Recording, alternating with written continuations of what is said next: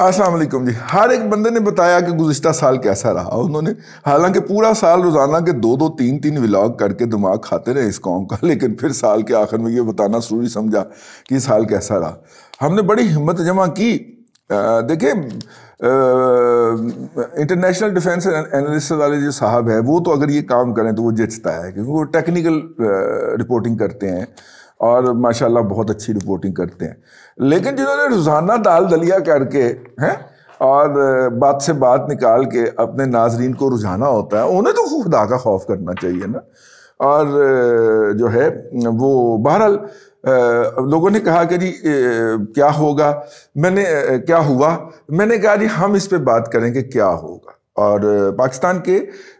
मरूजी हालात में पहले जो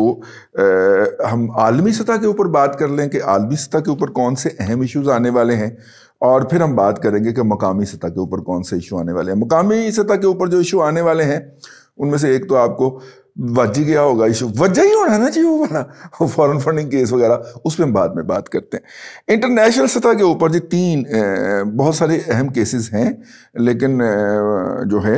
वो 2-3 ऐसे इश्यूज हैं जिन्होंने आइंदा डायनामिक्स चेंज करने। एक तो जी सबसे पहले रिको डिक मामले का फैसला अनाउंस होना। रिको डिक मामले का फैसला अनाउंस हो गया था, $6 अरब हमें डाल दिया गया था, क्योंकि हम बर वक्त जाके अंडरटेकिंग और उसके साथ अटैच करके एक चेक हमने अटैच करना था, जो इन कैश नहीं होना था, लेकिन सिर्फ गवर्नमेंट ऑफ पाकिस्तान की गारंटी से एक चेक जमा होना था जो हमने उसके साथ अटैच करना था। यूं हमें अपील का राइट मिलना था। हमने उस फोरम के ऊपर वो करने की बजाय हम लंदन हाई कोर्ट चले गए। हमने कहा जी है काम गलत कर रहे हैं। लंदन हाई कोर्ट ने हमारा केस सुना और कहा कि नहीं, आप गलत कहते हैं, वो ठीक कर रहे हैं, जाए उनके सामने दोबारा पेश हो। जब उनके सामने दोबारा पेश हुए तो उन्होंने कहा कि आपका अपील का हक ख़त्म हो चुका है। अब हमने डिक्री जारी कर दी और डिक्री की एग्जीक्यूशन हम कर रहे हैं, और ये कंपनी ये राइट रखती है। मैं इसके ऊपर एक बड़ा डिटेल व्लॉग कर चुका हूँ, ये क्या मामला है, और कई सालों से दोहराता आ रहा हूँ, ठीक है। इसलिए आज जरा उससे मतलब बैरिक गोल्ड और एंडोफागास्टा, और दोनों जो हैं, एक जो थी उसने माइनिंग करनी थी, दूसरे ने पैसे इकट्ठे करने थे। एक कंपनी जो है बैरिक गोल्ड जो है वो ऑस्ट्रेलिया, कनाडा और अमेरिका के अंदर लिस्टेड भी है स्टॉक मार्केट के अंदर। एंडोफागास्टा जो है चिली की कंपनी है। चिली इस वक्त दुनिया के अंदर माइनिंग के अंदर बाबा आदम माना जाता है। अभी तक चाइनीज उसके करीब करीब भी नहीं फटकते, ठीक है। और इन दोनों ने मिलके एक कंपनी बनाई। कंपनी का नाम था टीडियन कॉपर कंपनी, टीसीसी बनाई। और टीसीसी जो थी वो उसने यहाँ से सोना निकालना था। सोना, जब सोने की मिकदार सुनी तो कुछ लोगों की आंखें बाहर को उबल आई। वो लोग जिनको पता चले कि कराची के नालों के लिए कुछ पैसे बाहर से आ गए हैं, तो वो पांडा टिंडा उठा के पहुंच जाते ना, वही पहुंच गए। और उन्होंने कहा कि ये तो लोशे लुट गई टीडियन कॉपर कंपनी। लिहाजा उन्होंने एक कदर फरिश्ता भेजा जो कि ख्वाब में नाजल हुआ इफ्तिखार चौधरी को, दिन की रोशनी में या रात के अंधेरे में, इसके बारे में रावी खामोश है। तो वो फरिश्ता होते पहुंचा, फरिश्ते ने समझाया, तो फिर वो एक आंख वाला जो शख्स था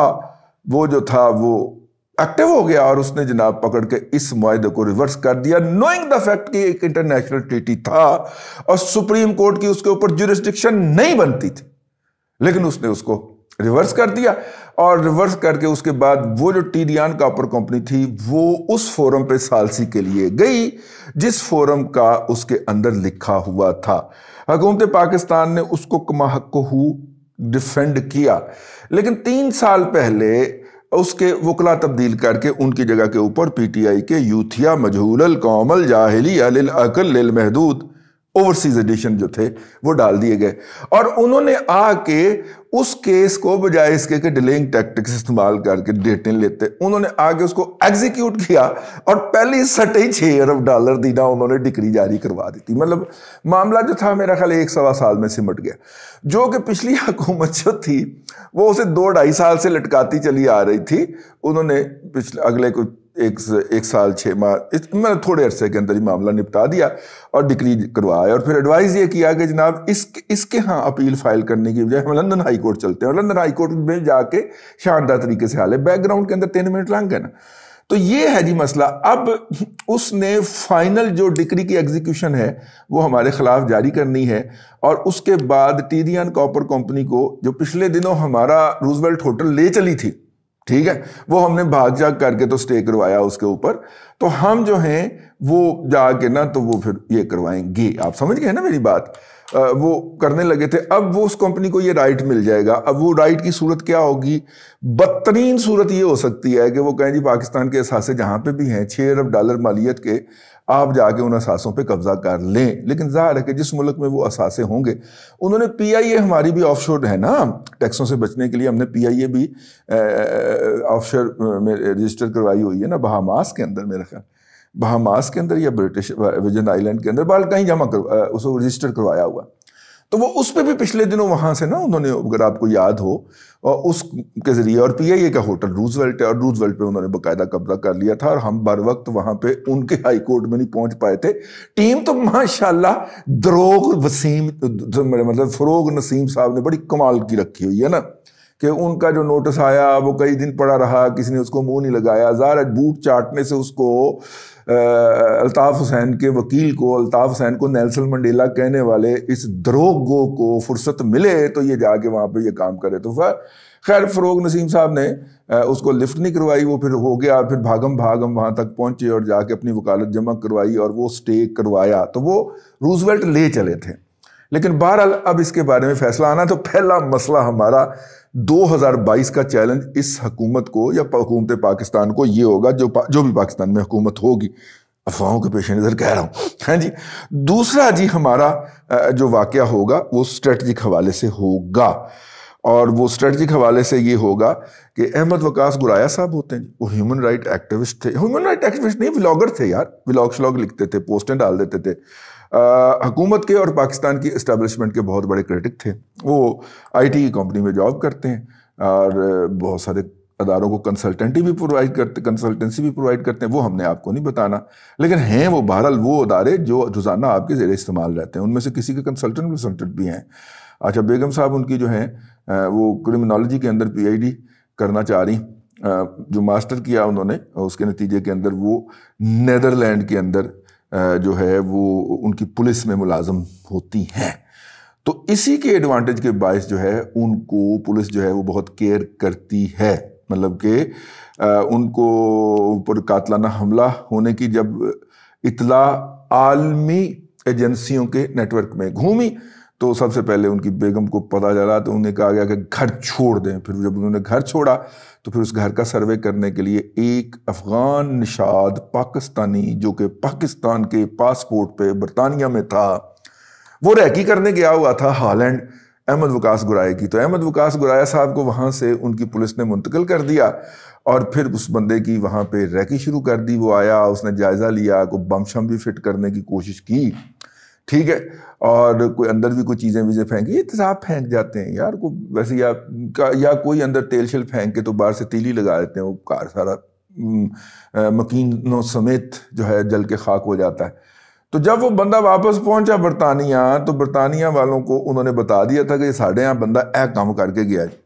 تو برطانوی پولیس نے انہیں پکڑ لیا اور پکڑ کے اس کو، ان کی جو ہوتی ہے وہاں پہ پولیس جو نارمل جو ہوتی ہے نا وہ ایئرپورٹ کے اوپر، انہوں نے پکڑ کے تو نارمل پولیس کے حوالے کر دیا ایئرپورٹ پولیس نے، تو انہوں نے جناب شام تک ان کو شخصی ضمانت کے اوپر رہا کر دیا۔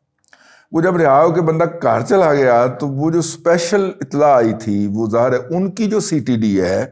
انہوں نے اپنی پولیس سے پوچھا، اینی سمجھ لو نا، سی ٹی ڈی نے نارمل پولیس سے پوچھا کوئی کرمنل پڑے ایسا جی جڑا گرائے نو قتل کرن گیا سی، تو انہوں نے کہا جی وہ تو شخصی ضمانت پہ چھوڑ دیا، تو انہوں نے کہا کیڑے شخصاں دی ضمانت پہ چھڑیا جی۔ اب وہ شخص جو تھے نا وہ ایسے تھے کہ ان کا نام اور اسائنمنٹ جو ہے وہ کوئی قابل بیان نہیں ہے، حب الوطنی کا تقاضا ہے کہ اتھوں نیویں نیویں ہو کے اگے لنگ جائے جی، لیکن جب وہاں کی برطانیہ کی سی ٹی ڈی پڑی ہے تو انہوں نے پھر دوبارہ صبح 4 بجے شامی 6 بجے چھڑیا ہے، وہ جا کے سلوٹ مار کے ہیپی سمائلی ستا پیا، انہوں جا کے قابو کر لیا، آیا بھی ادھر پترا، اور اس کے بعد سے وہ بندہ جیل میں ہے، اور جیل کے اندر جو اس نے بیان دیا ہے اور جو چھن کے باہر آیا ہے اس کے اندر اس نے تباہی پھیر دینی ہے، ٹھیک ہے۔ اب آگے میں نے کچھ نہیں کہنا، اس نے کن کا نام لینا ہے، ان کا نام لینا ہے جن کا نام لینا پاکستان میں جرم ہے، اس لیے اب دیکھیے 11 تاریخ کو وہ کیس لگنا ہے اور اس کیس میں کیا ہوتا ہے. ظاہر ہے 11 تاریخ کو اس کی ڈیٹیں شیٹیں ہوں گی, لیکن برطانیہ میں جب ایک دفعہ کیس ٹیک اپ ہو جائے تو پھر لمبی ڈیٹیں نہیں ہوتی, خاص طور پہ کسی کی مرڈر اٹیمپٹ. ٹھیک ہو گیا. اب ظاہر ہے کہ وہ جو لوگ جنہوں نے اس کو رہا کروایا تھا وہ ہو سکتا ہے وہ برطانیہ چھوڑ چکے ہوں, یا ہو سکتا ہے وہ اس کے بعد انہیں برطانیہ چھوڑنا پڑ جائے, ورنہ برطانیہ انہیں باعزت طریقے سے کہے جی حضرت آپ یہاں سے تشریف لے جائیے, آپ پرسانہ ناٹ گراٹا ہے, آپ کی یہاں پہ کوئی ضرورت نہیں ہے موجود ہونے کی. تو دوسرا کیس یہ ہو سکتا ہے, یہ سیٹ کرے گا, کیونکہ اس کے بعد علیمہ کریم بلوچ جو ہے, وہ کریمہ بلوچ ہے کہ کریمہ بلوچ ہے میرے خیال, ہاں, وہ جو مرڈر ہوئی تھی کینیڈا کے اندر, ان کے حوالے سے بھی کچھ اسی طرح کی باتیں جو ہیں وہ سارے برطانیہ کے اندر, اور وہ جو سویڈن ڈنمارک کے اندر ایک بلوچ جو تھا جرنلسٹ وہ قتل کیا گیا تھا, ان دونوں کی انویسٹیگیشن جو ہے وہ لندن والی جو کورٹ پروسیڈنگ ہے اس کے آؤٹ کم کے انتظار میں ہے. تو اس کا مطلب ہے کہ جو 11 تاریخ کے کو یہ کیس شروع ہوگا تو اس کے بعد یہاں کی جو فائنڈنگ ہوگی وہ کسی اور جگہ کے بھی اوپر بھی پاکستان یا پاکستان کے اداروں یا پاکستان کے لوگوں کے لیے مشکلات پیدا کر سکتی ہیں. دوسرا امپورٹنٹ کیس یہ ہے. تیسرا جو ہے وہ IMF کا اجلاس ہے جو ہماری فرمائش کے اوپر 12 سے ڈیفر کر کے 19 تک لے جایا گیا ہے, اور 19 کو وہ اجلاس ہوگا, اور اس کے اندر پاکستان کی جو درخواست ہے کہ ہمیں $1 ارب دے دیا جائے, ہم اچھے بچے بن گئے ہیں, اس کے اوپر غور کیا جائے گا جی. اور وہ درخواست جو ہے وہ زیر سماعت آئے گی, اور اگر وہ اپروو ہو جاتی ہے, اور اس کے وہاں پہ اپروول سے پہلے اس کا پاکستان کی پارلیمنٹ سے پاس ہونا ضروری ہے, اور پاکستان کی پارلیمنٹ میں حکومت نے الٹا کام کیا ہے, پہلے بل کو سینٹ میں پیش کر دیا, سینٹ سے اپروو ہو کے قومی اسمبلی میں آئے گا, اور اگر قومی اسمبلی میں نہیں ہو پاتا تو پھر مشترکہ اجلاس ہوگا. اور اگر یہ ساری سرگرمی ہوتی ہے, اور حکومت کا کہنا ہے کہ جی ہم اس کی قومی اسمبلی میں ڈسکشن بھی کروائیں گے, جو کہ جھوٹ ہے, اور ان کے دیگر جھوٹوں کی طرح یہ بھی وہ جھوٹ بک رہے ہیں, انہوں نے بلڈوز کرنا ہے. بیسیکلی ان سے ابھی تک قومی اسمبلی مینج نہیں ہو پا رہی, ان کے اپنے بندے جو ہیں, اپوزیشن جو ہے وہ بھی ہیلپ کرنے کو ہیلپ کرے گی, اس کے علاوہ وہ بھی ہیلپ کریں گے, اللہ آپ کا بھلا کرے, جو فرشتگان کشتگان ہیں, فرشتگان کشتگان ٹیلی فون جو ہیں وہ بھی کریں گے اس کو, لیکن وہ نہیں, ادھر الگ کام نہیں بڑھیا جا رہا جی. میرا مطلب ہے کہ اپنی پارٹی نہیں سنبھالی جا رہی. لاہور تشریف لائے جب عمران خان صاحب گزشتہ دفعہ, تو وہ کوشش کرتے رہے اس طرح کی, تو لیکن انہوں نے کوئی ملاقات نہیں کی. یہ جو پچھلے 2 دورے تھے ان کے لاہور کے, اگر یہ ویلاگ پہنچنے تک تیسرا دورہ ان کا شروع نہیں ہو گیا, یہ بنیادی طور پہ وہ یہاں سے آ کے اسٹرینتھ لینے کی کوشش کر رہے ہیں جو کہ ان کو نہیں مل پا رہی. خیر, یہ 3 کیسز ہوں گے جو انٹرنیشنل لیول کے اوپر ہمیں مشکلات میں مبتلا کر سکتے ہیں. مقامی سطح کے اوپر بس مختصری مقامی سطح کے اوپر جی, ایک تو یہ IMF کا, ایک تو یہ ہے کہ وہ جو وہ کیا ہے عائشہ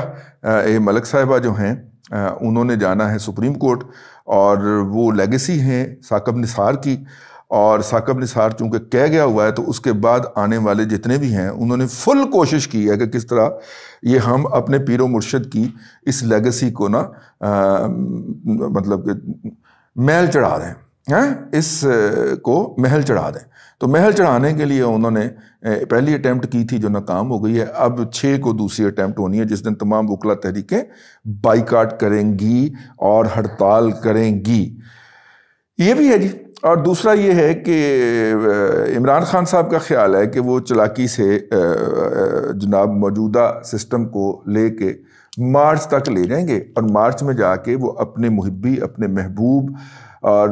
فیض حمید کو آرمی چیف کر دیں گے, کیونکہ پھر 6 ماہ رہ جائیں گے ان کا 1 سال مکمل ہونے میں ایز اے کور کمانڈر, جس کے لیے وہ کوالیفائی کر جائیں گے.